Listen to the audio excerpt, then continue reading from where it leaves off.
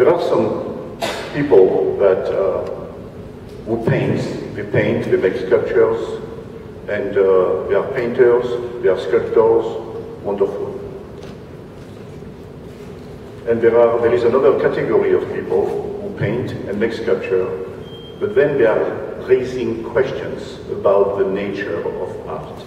And these people, you can call them artists.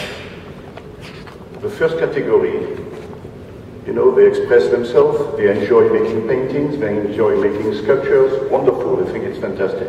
I used to make a joke and say it's better to do that than to beat your wife, or for a woman to give a headache to your husband. It's fantastic to make paintings, but the kind of artist I want to talk to you about today, in talking to me, I'm trying to be an artist, not just a painter or a sculptor. And all my life, and very early on, I have understood by looking at some books on art that the people who were in those dictionaries of art were artists who constantly, each time, came up with a new definition of art.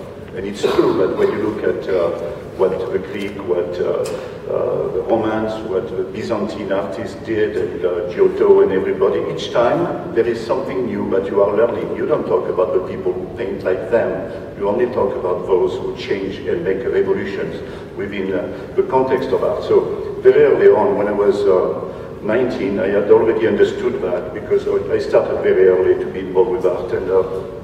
And of course you have to be talented, you have to be able to draw, to paint, you know, you have to have a good eye, but also you have this need to constantly be unhappy about what you are doing, to doubt about what you are doing, and to think that so much more can be done. You know that Courbet in his time thought that art history was finished, because he was just analyzing what had been going on, and he said, look, all subject matters have been explored in art. You know, we painted gods, we painted kings, then we painted nature with people in it, then nature alone, and then still life, then myself. Courbet is talking, I'm painting rocks and things which are not very noble. So what can you paint now? I paint earth, you know, where can you go? Well, what he forgot is that the concepts in art can change. And of course, he could not guess that one day abstract art would come up. So you see, we have limited ideas about what can be done. And what I can say for sure is that what has been done in art has been done, but so much more remains to be created. So for artists, the problem is that you have to have the right intuition about what is possible. You know, you have to be so adventurous that eventually you discover things. And very early on I understood that. So I'm going to show you things now which are more or less creative, you know, but it's definitely the body of work that people are supposed to judge when they see the work of an artist. It's like the total amount of things that which have a meaning, really, and not just one work isolated. So we are going to look at some early works now, which I made when I was 19 years old.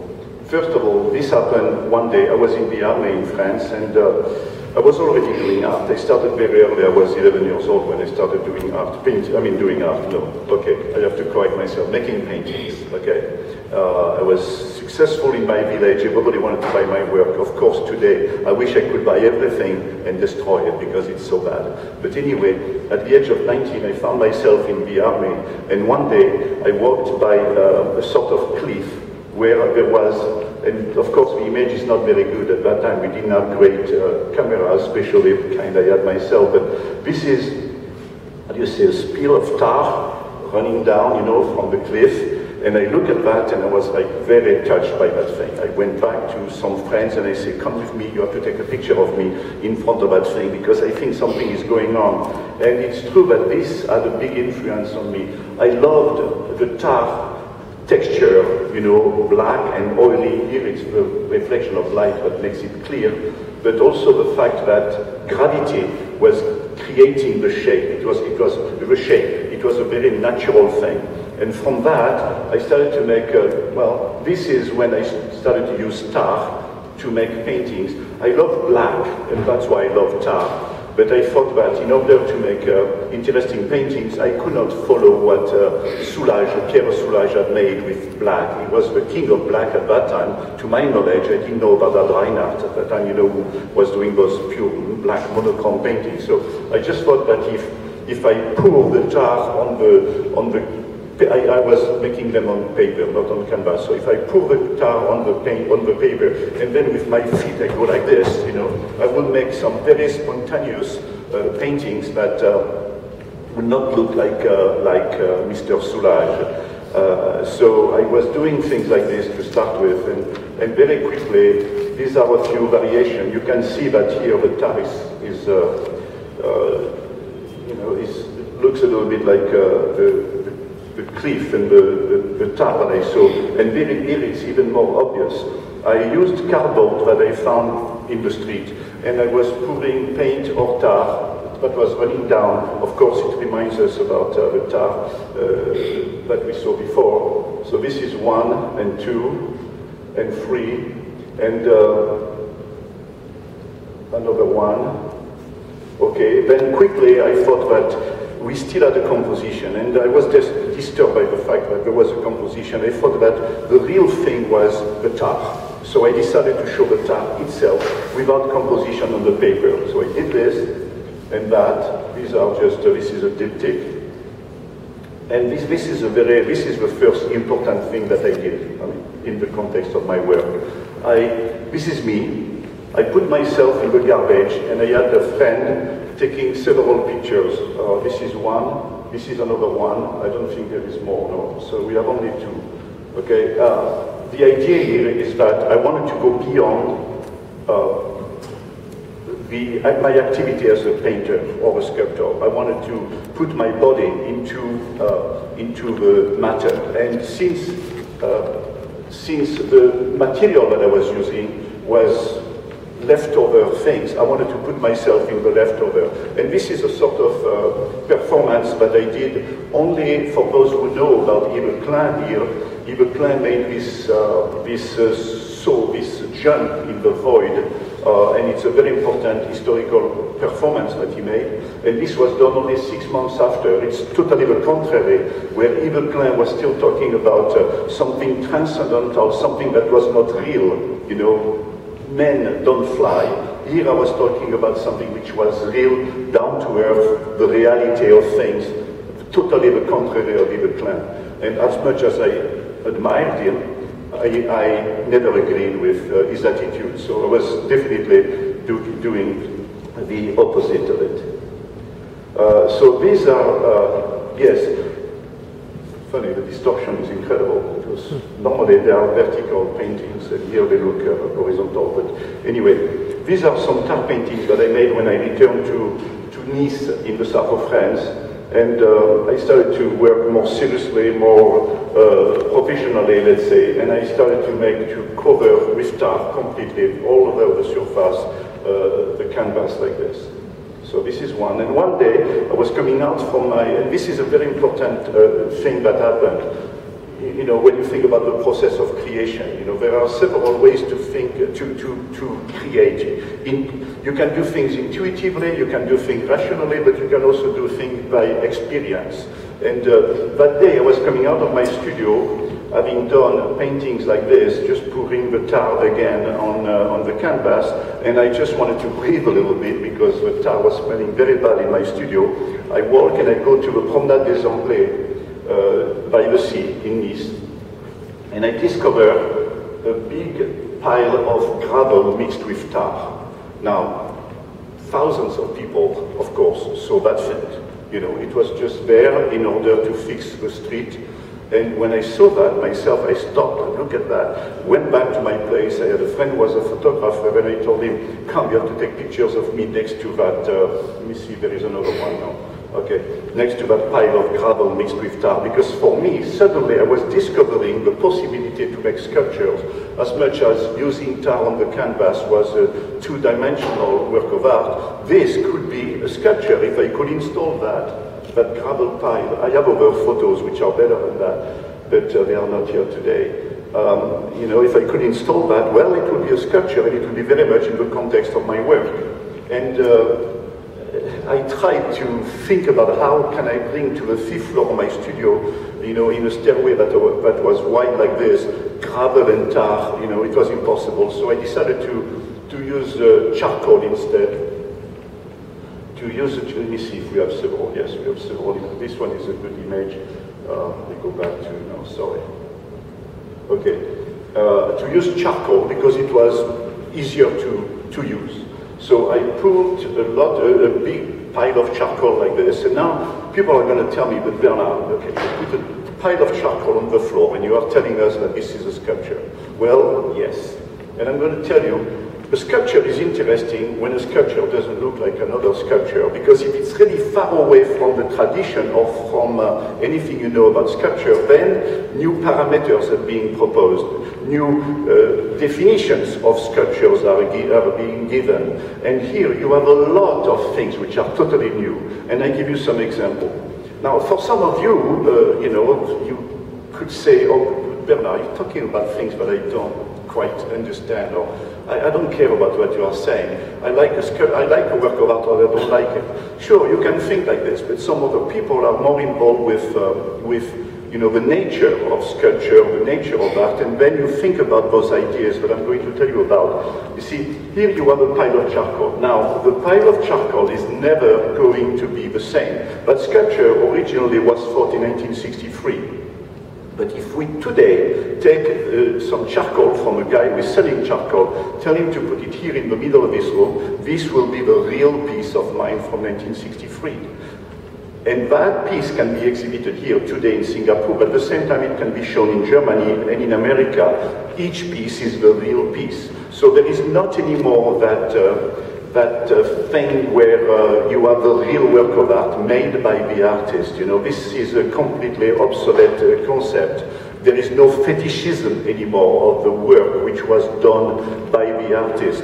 So, and also another thing is that when the show is finished, you just send back the charcoal to the art dealer, to the charcoal dealer, I'm sorry. This piece actually belongs to someone in France. I gave it to him. He was helping me to make a movie, so I gave him that piece. He took it as a funny thing, and today I wish I would get it back because many museums would want to have that piece. An interesting thing also is that this work is completely the opposite of the tradition of sculpture. Traditional sculpture is usually vertical. It's anthropometric. It has to do with the shape of the body. You know, we are standing up, the sculpture is supposed to stand up. Well, here you have a sculpture, one of the very first sculpture, which is totally down, horizontal to earth, and it obeys the laws of gravity, of course. Okay, that's another aspect which is interesting. So you see how many parameters are changing, you know, compared to what we know usually about the history of sculpture. So one day, an artist by the name of Venet, who was living in Nice also, comes to my studio, and he knew that I was doing those black paintings, every day the same black paintings, you know. And he comes to my studio and says, Bernar, what you are doing is not new, it's totally, you know, someone has been doing this before you, and he shows me an art in Art International. It's an exhibition by Ad Reinhardt at the Pace Gallery or at Virginia Duane Gallery in Los Angeles, I forgot. You know, and it's true that this guy, Ad Reinhardt, who is an artist from the generation of the abstract expressionist, is making black paintings, 5 feet by 5 feet, always black, with just a cross that you hardly see, but the painting is totally black. And I'm just thinking, look, I know it was not the same content, but visually it was looking pretty much the same. And I knew that so much, as I said before, remains to be created. You know, why stay in one line of activity? Why not try to go beyond and experience something else? So I started to use again the cardboard that I was choosing before to do my work of art, but this time I paint them not like an artist paints with a brush and, you know, a nice touch like this, like Van Gogh or anybody.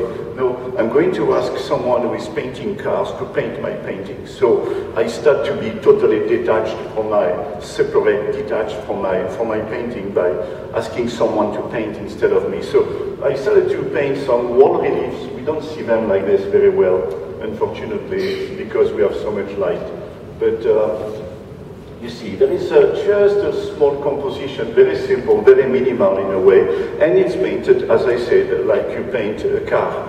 Which is an interesting thing, because this is in 1963, and you know that minimal art is going to come, a very cold minimal art, painted also like McCracken, like Judd, like many other artists, with paints which are totally without the touch of the artist. But of course, this is still, you see, there is still a composition, and I'm happy at that time, but one day I go to New York in 1966, and this is again the cardboard in an exhibition. Yes, so I go to New York in 1966 and I visit the Whitney Museum.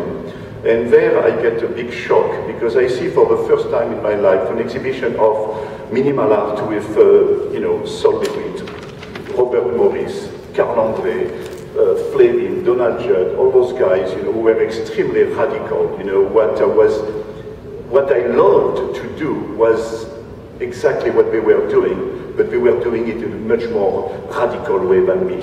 No composition, no intuitive composition. I was talking about it before, and look, the intuitive composition is there. You see, one day I decided to do it like this, the day after it could be a little bit different. No, with them it was a totally radically new ways to do art.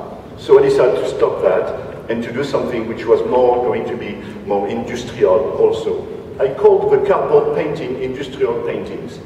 And one thing I forgot to tell you is that those paintings, originally I could paint one red, but if someone acquires it, after a while, if there is a little thing that has been damaged or something, it has to be repainted in a different color. In other words, if I make my cardboard red as you saw now, the collector could paint it green or blue or yellow, the color that he wants, as long as it's being done, you know, in a very clean way, like you paint a car. So I was calling that industrial painting. Very important to remember that, because now I'm doing an industrial product as a sculpture. I'm trying to be as radical as those artists of minimal art. And I'm doing tubes like this for a while, but a very short time, because at that time I didn't have the money to make them big. The one you saw now were only big like this early on. Later on I made them big, when I started to be able to afford to do that. So one day, that's a very important historical thing in my life, I'm invited to an exhibition in Céret, a museum where actually Picasso and Braque were painting early on their Cubist Hermetic, during the Hermetic period. I'm invited to participate to an exhibition of international art there, and they say to me, Bernar, you have to show us the most radical thing that you are doing. So I was very embarrassed because my sculptures, the biggest, were a bit like this, you know, like tubes cut like this. So I thought, I have to find an idea. And I thought, how about making a plan, industrial drawing plan like this, of the sculpture that ideally I would like to exhibit. And we exhibit the plan, or they realize the sculpture if they want to, but myself, I can't afford it. So anyway, I make a plan, only the plan, okay? Forget about this for the moment. And I draw that as much as well as I can.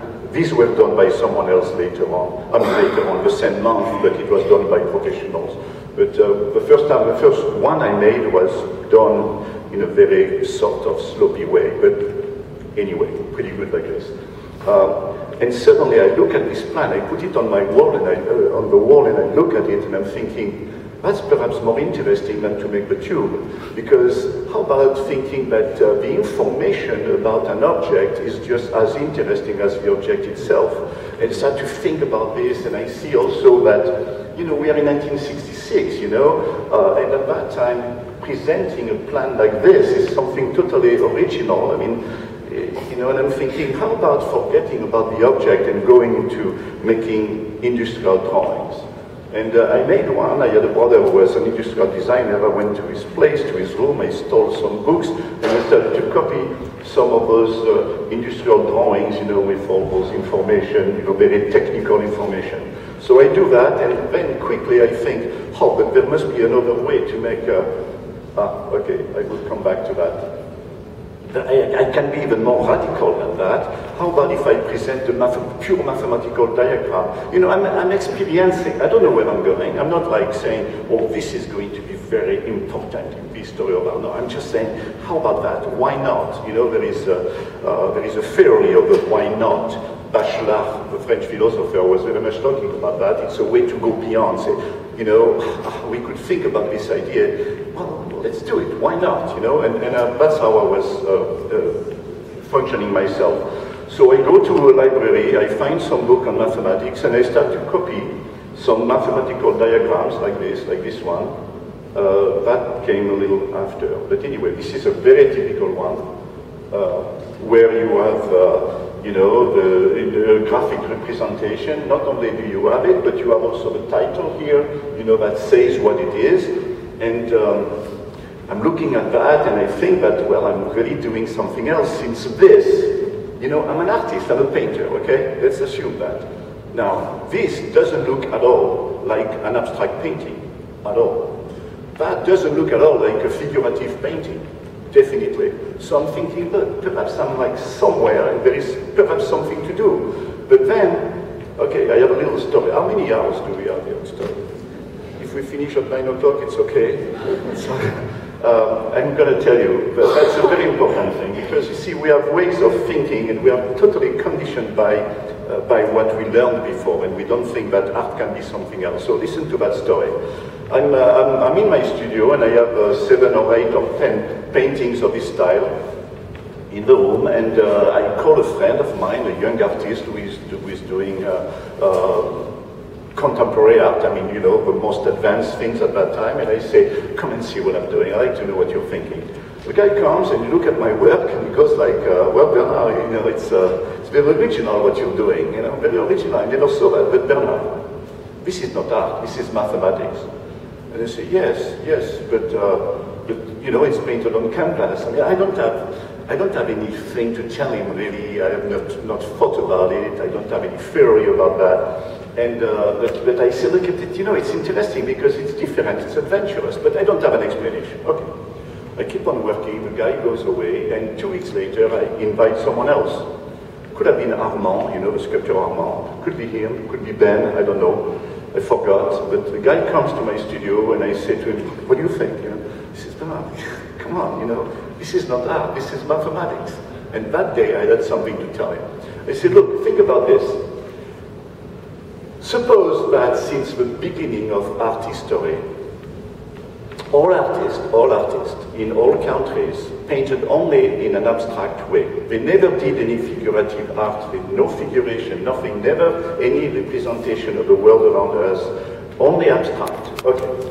And then one day there is a guy in his studio, you know, he's doing abstract art like everybody, but one day he makes a circle like this, and he puts 2, and then here, and then like a sort of shape like a banana, and it looks like, you know, like a funny face, and he looks, he says, oh my God, that looks like a face. Oh, well, what about painting a face, you know? And he makes a face a little bit more, you know, looking like a regular face, not so geometrical, you know? Then he takes his wife and he says, sit here, you know, I'm going to make your face. And he makes this is totally crazy, nobody ever did that, okay? But he does it anyway.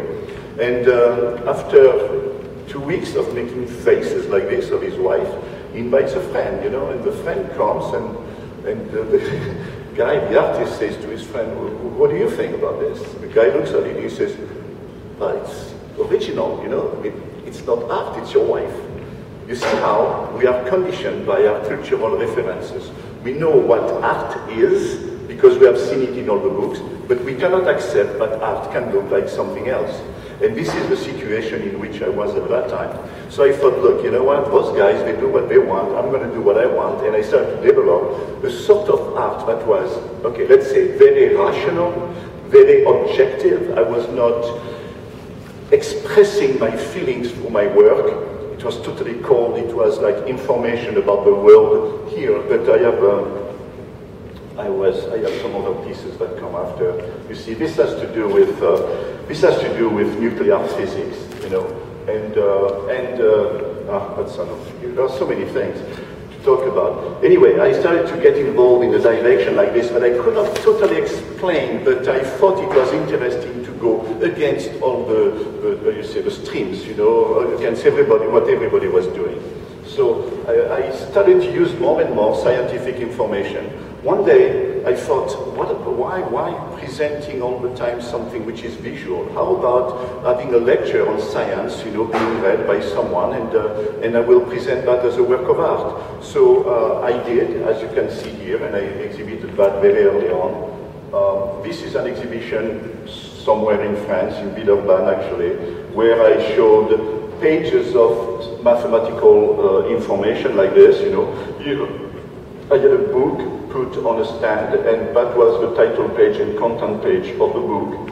This was a sort of signal for the book, with the idea, that's totally, I mean, you know, it's really far out, with the idea that if this was a work of art, in 10 years when there are new informations about the book, we destroy the work, we show the new book. Same title, about the same title, but we show the new information. So it means that the work of art could evolve with time. The look of the work will change with time. Just like the cardboards before, you remember that you could change the color. So here it was much more conceptual, of course. And as I said before, you know, giving information, objective information about the world. This is what I was calling my landscapes at that time. These are weather reports provided throughout the world, okay, mainly in America here. But the same way that, I mean, the opposite direction. I mean, you have some artists are supposed to make a landscape, they look around them and they paint with their touch, with their feeling, their expression, and they make a work of art. Which is a landscape? I say no, my landscapes, they are the information that we give today about the landscape of the world. And I was cutting in the New York Times, you know, this information about the weather report. So this is the map of America and all the information about the weather that day in America. So it was objective information in opposition to subjective interpretation of the artist. Okay, I went into also, I wanted to go in direction where nobody went. And one day I decided, because I made a program when I started in '67, I made a program of disciplines that I was going to explore. And I even put stock market. I mean, what the stock market has to do with art? Totally nothing. Those guys work at the stock market. I mean, we are very happy when we make enough money to buy a work of art, but normally we don't make art. Well, I decided that I was going to see what can I do with this. And I decided to take in the newspaper, you know, some information like this about the stock market on a particular day. So this was part of all the activity that I had at that time. But I know you are not, you know, expecting me to talk too much about that, so I'm going to be short. And